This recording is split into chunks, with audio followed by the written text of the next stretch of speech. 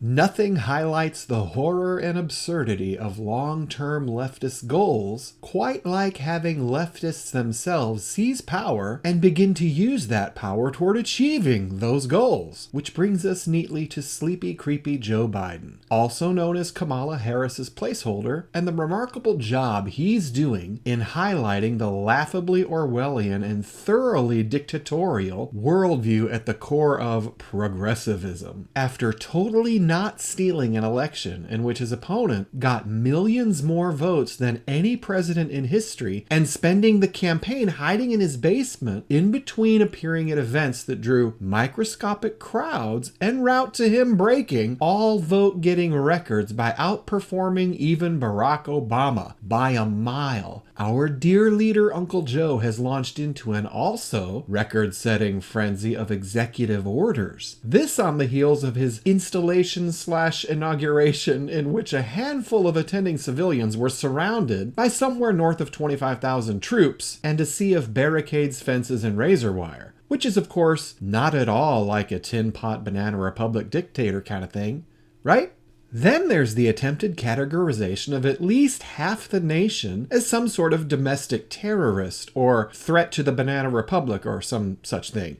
Add to this the fact that we now know that President Trump, when he had the chance, did not use the big guns like total declassification and legitimate executive orders aimed at addressing the election issue. Not that there was actually an election issue, of course, but when we consider these things, the verdict does seem clear. Creepy, sleepy Joe's installation as El Presidente is a huge net win in the long run for the freedom movement. The more these yahoos and their big tech corporate tools do their thing, the more plainly they are revealed to be the hateful, bloodthirsty, bigoted, control freak, inquisitor, and tyrant wannabes that they are, and always have been. At the rate these nutjobs are going, they'll obliterate whatever is left of their credibility in short order. And they might even literally end DC's reign of terror by accidentally driving states to simply say, check please, and pursue a path of true freedom apart from the centralized control of a city that is clearly descended into pure destructive madness. So be sure to thank God for Joe and Kamala and the way he's using them to help finish off the nightmare that is DC-centered Marxism.